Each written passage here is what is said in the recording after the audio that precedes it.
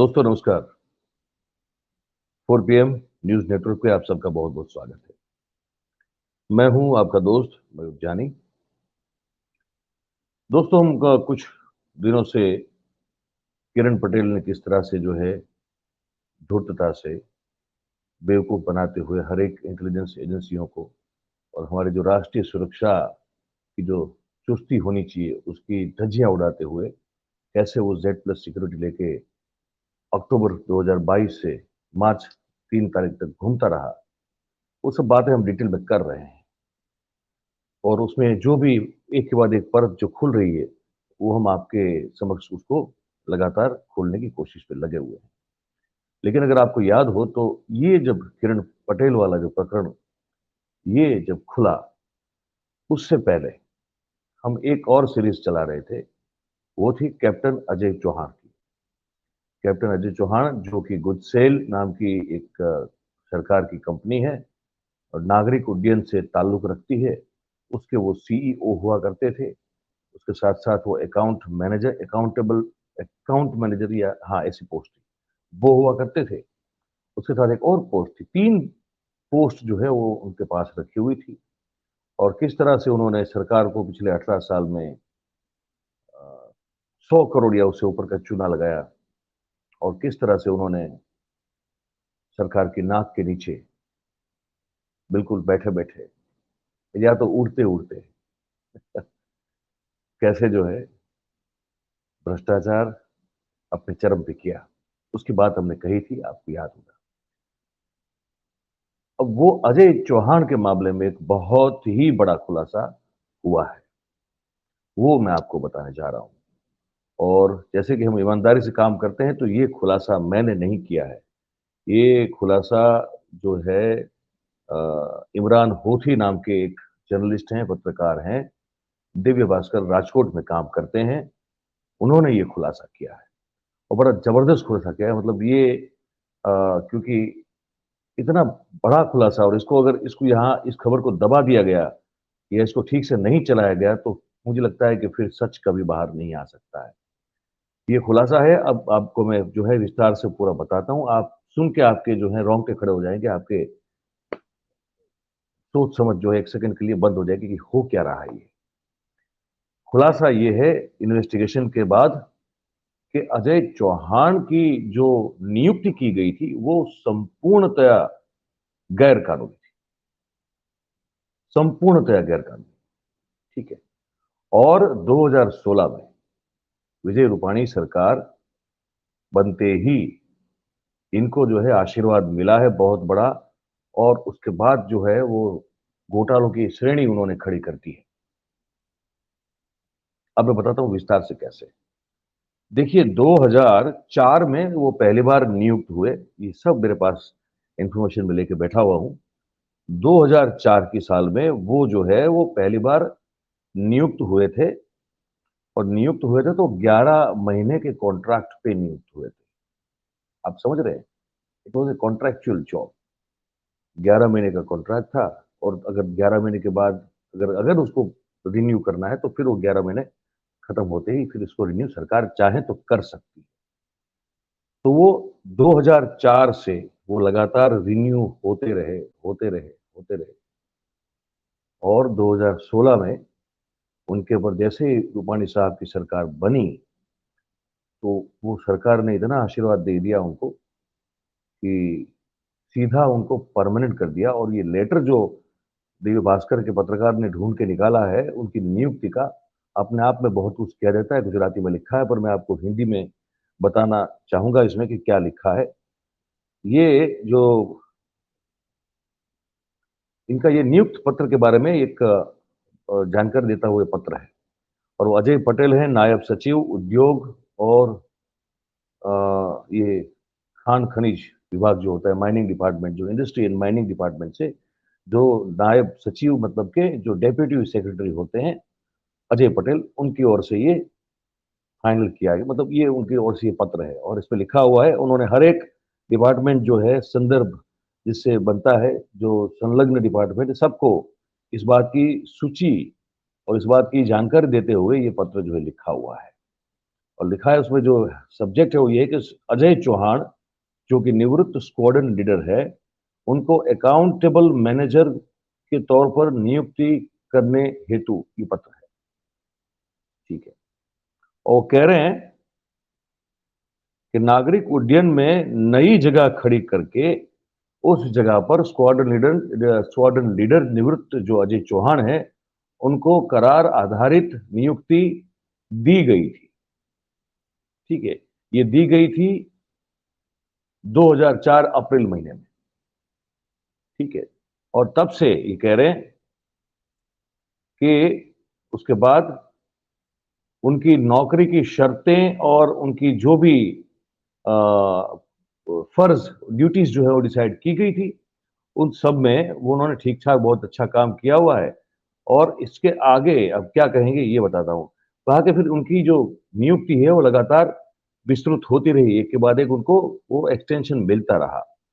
तो उसके बाद अब सरकार ने क्या सोचा है, सरकार ने क्या सोचा है ये बता देते, वही उसी पॉइंट पे आ जाते हैं। सरकार ने अब डिसाइड किया है, अब इसको सुनिएगा, ये वर्ड टू वर्ड जरा ठीक से सुनिएगा इस चीज को, कि पुख्ता तौर पर विचार करने के बाद, विमर्श करने के बाद 1 जनवरी 2006 से अजय चौहान की नियुक्ति अकाउंटेबल मैनेजर के तौर पर गुजरात एग्रो इंडस्ट्रीज निगम में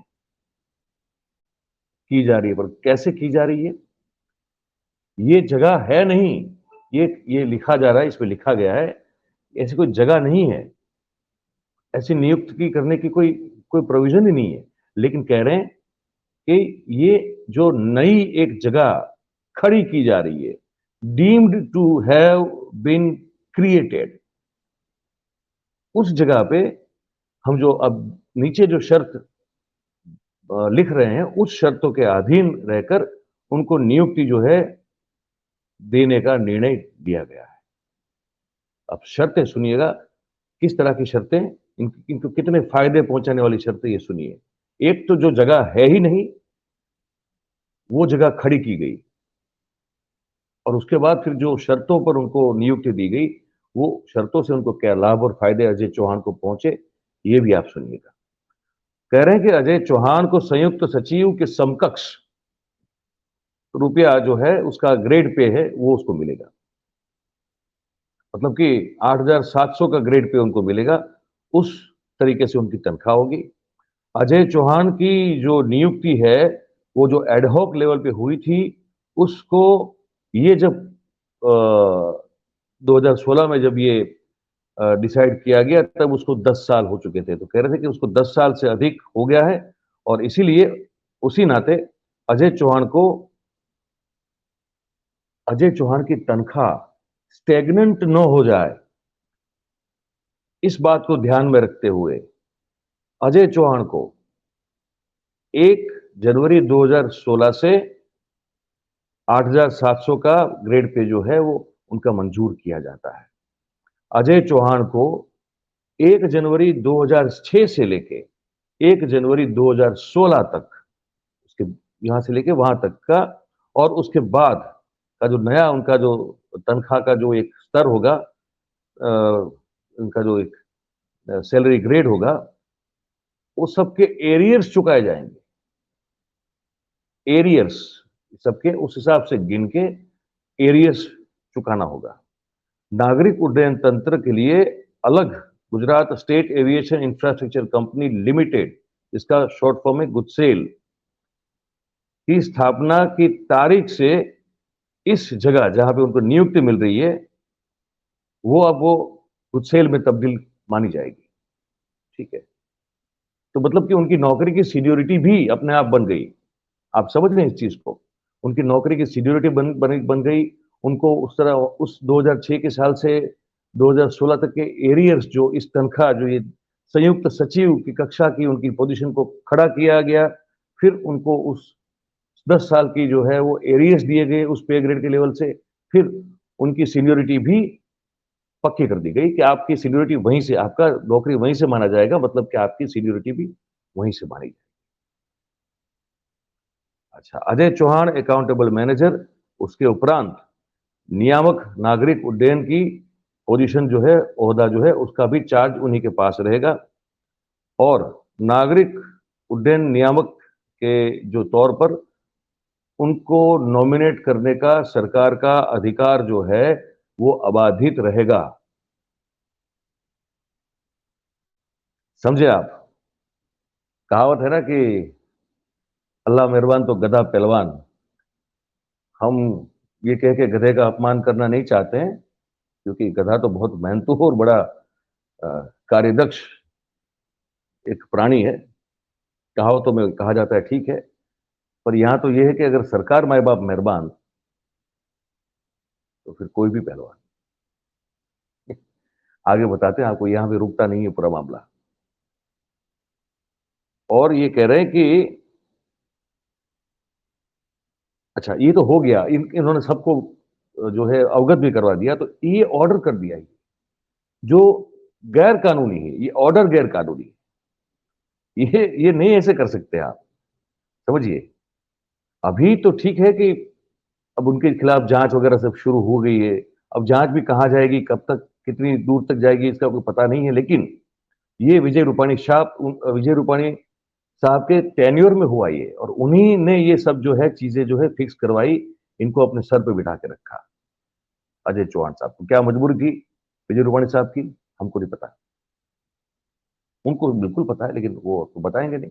लेकिन ये हुआ है विजय रूपाणी साहब के टेन्योर में। जैसे ही शुरू हुआ, जैसे ही गद्दी पे बैठे हैं आनंदीबेन की जगह, उसी महीने में इन्होंने ये कर दिया है। ठीक है, जैसे ही शपथ ली उन्होंने, और उसके 3 महीने के बाद जो है इनको 25 सितंबर 2016 के दिन इनको परमानेंट कर दिया। 3 महीने में परमानेंट कर दिया, और ये सब एरियस के साथ, सीनियोरिटी के साथ और टोटल अथॉरिटी के साथ ये सब हो गया। ऐसी क्या जादूगरी की होगी अजय चौहान साहब ने कि बिल्कुल गैर कानूनी रूप से ये काम किया गया। नियम ये कहता है कि इनको अगर इस तरह से किसी को भी अपॉइंट करना होता है तो जीपीएससी जो है ना, गुजरात जाहिर पसंदगी सेवा, गौण सेवा, ये इसका अंग्रेजी करने, गुजरात पब्लिक सर्विस कमीशन ये कहते हैं इसको, अगर अंग्रेजी करें तो इसको, ठीक है। तो वो पहले उस बोर्ड से, वहां से आपको परमिशन लेनी पड़ती है कि भाई हम इस तरह से एक कोई नई जगह खड़ी कर रहे हैं, और हम ना कोई इसमें कोई एग्जाम ले रहे हैं, ना कोई हम इसमें कोई जो है वो कॉम्पिटिटिव कोई लोगों के और भी उम्मीदवार हो, ऐसा कुछ नहीं है। हम इस व्यक्ति को चाहते हैं और इसको परमानेंटली सरकार में जो है स्थान देना चाहते हैं, और इसलिए हम ये आपकी परमिशन अगर आप देते हैं तब ये कर पाएंगे। जीपीएससी के परमिशन के बिना नहीं हो सकता है ये, ठीक है। और सरकार ने क्या किया कि ये मंजूरी, ये परमिशन लेनी ही ना पड़े, इसको बाईपास कैसे कर ले, ये करने के लिए जो तरीका उन्होंने निकाला वो ये कहा कि अपने जो इस ऑर्डर में कहा कि गुजसेल जो सरकार की कंपनी है, वहां पे एक ऐसी पोजीशन खड़ी करो जिसकी, इस पोजीशन का नाम है अकाउंटेबल मैनेजर। और फिर ये ऑर्डर होता है कि गुजसेल को ये मानना है कि ये जगह जब से गुजसेल कंपनी सरकार ने बनाई थी तब से ये जगह थी, ये भी मान के चलना है। ऐसी क्या मजबूरी थी विजय रूपाणी साहब की, ये समझ में नहीं आ रहा है, लेकिन ये लिखित रूप से है, ठीक है। और फिर पे ग्रेड जिस तरह से उनको दिया गया, ये सब चीजें जो है, एरियस जो इनको मिले हैं वो 54 lakhs के हैं। तो 2006 से लेके 16 तक का जो उनका परमानेंट मान के चलने का जो ऑर्डर हुआ, तो उसमें 54 lakhs तो उनको सिर्फ एरियस के तौर पे मिले हैं अजय चौहान को। इतना प्यार तो कोई बाप अपने बेटे से नहीं करता है भाई, जितना जो है ये गुजरात सरकार ने अजय चौहान के प्रति दिखाया है, उनके प्रति जो दिखाया है, ये कमाल है। क्योंकि इस जो जो ओहदे पे उनको रखा गया है, ऐसा ओहदा कहीं गुजरात सरकार की रिकॉर्ड में कहीं है ही नहीं, उसको कहीं से पैदा कर दिया गया। ये हकीकत है, ये वास्तविकता, आप समझ रहे मेरी बात को। हर एक नियम का उल्लंघन किया गया, ठीक है। और ये गैर कानूनी तौर से इनकी भर्ती जो है वो सरकार ने अपने डिपार्टमेंट में कर ली। इस तरह से नहीं कर सकते, ये चीटिंग, ये फ्रॉड है। पर ये किया गया। हर महीने उनको 1,30,000 रुपये का तनख्वाह मिलता था। कितना? 1,30,000 रुपये का तनख्वाह मिलता।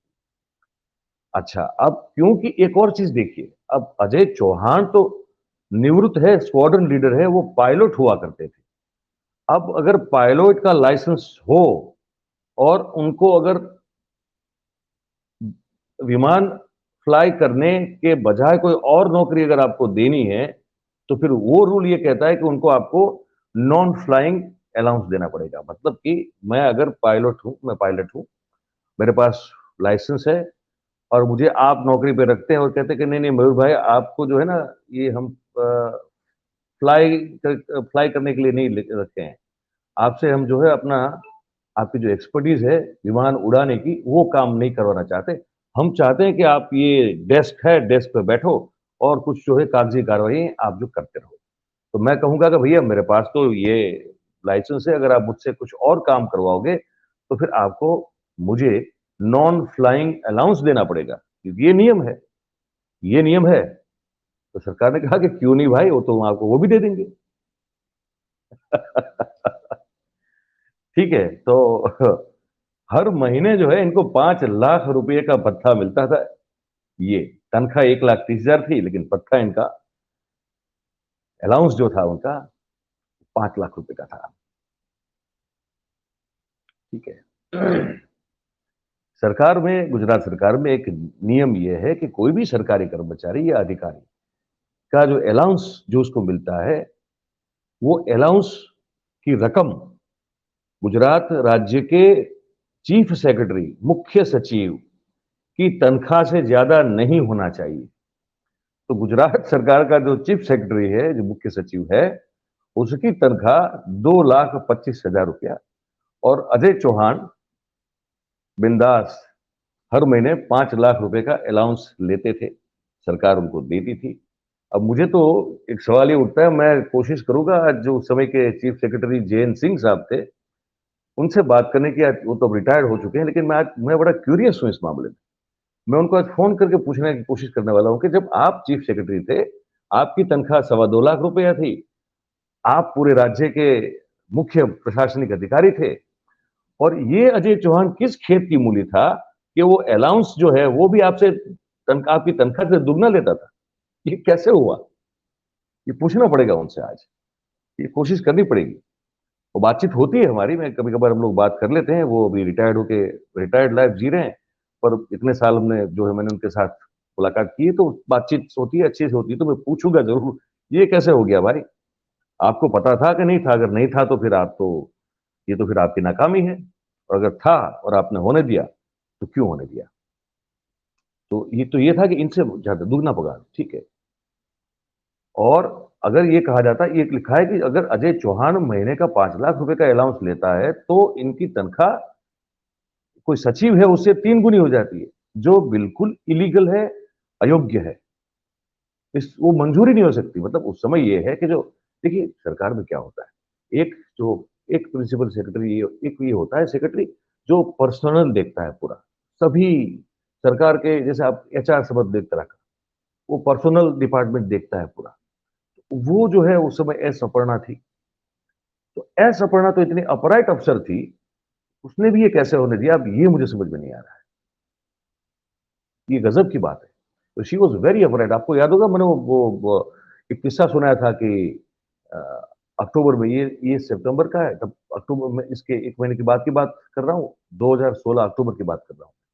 वो तनख्वाह कर्मचारियों की सबकी, मंत्रिमंडल के सभी स्टाफ की हुई नहीं थी, और हमको पता चला, तो हमने जब अपर्णा जी से पूछा कि भाई तनख्वाह नहीं हुई, तो उन्होंने साफ कहा कि नहीं हुई। तो she was, I mean, I the way I have met her, और जैसे मैं उनसे बातचीत करके मैंने उनको जानने की कोशिश की, she be very upright officer. इस आदमी की इस नियुक्ति को कैसे स्वीकार किया, और कैसे ये अयोग्य रूप से, इलीगल तरीके से जो इनकी अपॉइंटमेंट हुई, और कैसे इनकी तनख्वाह, और तनख्वाह सॉरी अलाउंस इतना, जो एब्सोल्युटली अगेंस्ट द लॉ कहा जाता है, वो कैसे करने दिया, होने दिया मंजूर, ये समझ में नहीं आ रहा है अभी। ठीक है। अच्छा, दूसरी बात, अब ये इसको जस्टिफाई करने के लिए 5 लाख रुपए के अलाउंस को जस्टिफाई करने के लिए अजय चौहान ने क्या किया, तो उसने जो है हिसाबों में ये कर दिया कि हेलीकॉप्टर संचालन खर्च, ऑपरेशनल कॉस्ट, ठीक है, उसके उस हेड के नीचे वीटी जेयूजे एसवीपी नाम की ग्रांट के हेड जो है खड़े कर दिए, वर्टिकल्स खड़े कर दिए, ठीक है। और उसमें से जो उसको नॉन फ्लाइंग अलाउंस मिलता था वो एक्सपेंस वहां पे वो डाला करता था ताकि जस्टिफाई होने की करने की कोशिश की जा सके, ठीक है। और इसी कारण जो है तनख्वाह और इनको जो अलाउंस मिलता था उसमें ये ये सब जो है मतलब कहीं कॉन्ट्रोडिक्ट नहीं कर पाता था, विवाद नहीं खड़ा हो रहा था, ये इसमें पता चल रहा है क्योंकि हेलीकॉप्टर ऑपरेशनल कॉस्ट में उसको डाल दिया जाता था, ठीक है। और जब ऑडिटर के ध्यान में ये बात आई तो उसने पूछा, तो गुस्सेल ने जवाब दिया था कि गुजरात सरकार ने जो अलाउंस परमिट किए हैं उसी हिसाब से हम लोग जो है परमिट ले रहे हैं, उसमें कोई ऐसी बात नहीं है जो सरकार को ना पता हो। तो ऑडिटर ने कहा ठीक है। 5 साल में अलाउंस की रकम जो है 3 करोड़ रुपया मिली है अजय चौहान को, 3 करोड़ रुपया। और सरकार के खर्चे पे वो तो घूमते भी रहे प्लेन के उड़ा के, परिवार को भी घुमाया, दोस्तों को भी घुमाया, पता नहीं और कितनों कितनों घुमाया, कोई नहीं जानता। ये सब भी होता रहा। और विजय रूपाणी साहब का आशीर्वाद था, इसमें कोई दो राय नहीं। ये क्यों था ये ढूंढना पड़ेगा अभी, अब इसमें मैं काम पे लगूंगा, कोशिश करूंगा कुछ और निकालने की। लेकिन ये तो समझ से बाहर है कि इतना कुछ हो जाए विजय रूपाणी सरकार में और विजय रूपाणी के आशीर्वाद से ही हो जाए, और इतने मतलब 5 करोड़ का अलाउंस 3 साल में क्या समझते हैं क्या रकम होती है। और जिस तरह से नियमों की जो है धज्जियां उड़ा दी गई, चीफ सेक्रेटरी से ज्यादा तनख्वाह से ज्यादा अलाउंस लेने वाला आदमी बन गया वो, नियुक्ति ही बिल्कुल गैर कानूनी तौर से की गई, जीपीएससी को पूछा भी नहीं गया और इसको बाईपास करने के लिए अलग से पोजीशन खड़ी की। फिर उस पोजीशन को डिक्टेट भी ऐसे किया कि ये पोजीशन को ऐसे ही मानना है कि ये जब से डिपार्टमेंट शुरू हुआ है तब से ये थी। ये सब करने की क्या जरूरत है, तो ये सब हुआ है, ठीक है। और फिर अजय चौहान को गुड सेल कंपनी में परमानेंट कर देने के बाद accountable manager, CEO, director of good sale and board member भी इसको बना दिया गया, ठीक है। ये सब चीजें जो है उनको दे दी गई। 2017 के फाइनेंशियल ईयर में गुड सेल का खर्च बढ़ के 25 करोड़ हो गया। उसके बाद के साल में वो खर्च जो है डबल होके ऑलमोस्ट 50 करोड़ के आसपास हो गया, 49 करोड़ 60 लाख रुपए। मतलब एक ही साल में जैसे पावर मिली है, एक साल में उसी डिपार्टमेंट में खर्च का जो खर्च है, बजट जो है वो डबल हो गया। और नॉन फ्लाइंग अलाउंस जो है वो तो मैंने बता दिया आपको, 5.5 करोड़ 5 करोड़ 99 लाख का वो है। वो दूसरे साल जो है बढ़ के 14 करोड़ 80 लाख हो गया। नॉन फ्लाइंग अलाउंस जो वो लेते थे, जो वो ऑपरेशनल कोर्स में दिखाते थे, वो पहले साल तो 5 करोड़ 99 लाख रुपए लिए, दूसरे साल वही नॉन फ्लाइंग अलाउंस जो वो ऑपरेशनल कोस्ट में दिखाते थे उसको बढ़ा के 14 करोड़ 80 लाख रुपया कर दिया। हर चीज में जो खर्च था वो उनके बैठने के बाद पोजीशन पे ऑफिशियली डबल हो गया, ठीक है। जब ऑडिटर ने सवाल पूछा तो उनके पास कोई जवाब नहीं था, और उसके बाद उन्होंने जवाब देना ही ना पड़े इसलिए हिसाब देना बंद कर दिया। विधानसभा में इस कंपनी की का कोई भी जो रिपोर्ट है वो रखा नहीं गया है। गुजरात विधानसभा में इस कंपनी में का रिपोर्ट रखा नहीं, क्योंकि उन्होंने कहा कि हम आपको हिसाब देंगे ही नहीं। आप ऑडिटर सवाल कब पूछेगा, तब पूछेगा कि आप कुछ हिसाब दो, फिर उसमें से वो चेक करे, फिर वहां गलती कहाँ है, चूक कहाँ है वो ढूंढे, फिर आपको बताए। उन्होंने कहा साला हिसाब देंगे नहीं हम तो आप कहां से निकालोगे, देना बंद कर दिया। तो गुजरात विधानसभा के टेबल पर इनका कोई रिपोर्ट नहीं गया हुआ है, ठीक है। स्पेयर पार्ट्स में जो है एक साल में 4 गुना खर्चा कर दिया और उसका स्टॉक भी नहीं रखा। और मतलब अजीब अजीब से खर्चे हैं, कोई पूछने वाला नहीं था इस शख्स को, कोई पूछने वाला नहीं था। जो इंडिपेंडेंट ऑडिटर आया था उसने एक टिप्पणी की थी कि ये जो ये पैसे खर्च कर रहा है इसका रिकॉर्ड नहीं है कहीं। आप अगर पैसे सरकार के पैसे खर्च करते तो कहीं तो उसकी आपको रिकॉर्ड तो चाहिए। कैसे कोई पैसे खर्च कर सकता है?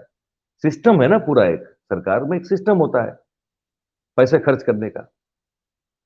इस ऑडिटर ने कहा कि कुछ भी नहीं है। किसी भी चीज की जो खरीदारी होती है, जो भी खर्च होता है, उसमें कोई भी नीति, नियम, रूल्स, रेगुलेशन का पालन नहीं किया जाता है। ये ऑडिटर की टिप्पणी थी, जो एक इंडिपेंडेंट ऑडिटर था। ठीक है? और उस अपने ऑडिट रिपोर्ट में जो एक एक पैराग्राफ है, उसमें ऑडिटर ने ये भी कहा कि ये जो कंपनी है गुड सेल करके जो कंपनी है, उसका रजिस्ट्रेशन जीएसटी अंतर्गत हुआ है, इसीलिए और हुआ है तो फिर कंपनी ने 2019-20 का जो फाइनेंशियल ईयर होता है, उस साल में 5,13,000 की रकम टेंडर फी के तौर पर ली है, पर जीएसटी वसूल नहीं किया है।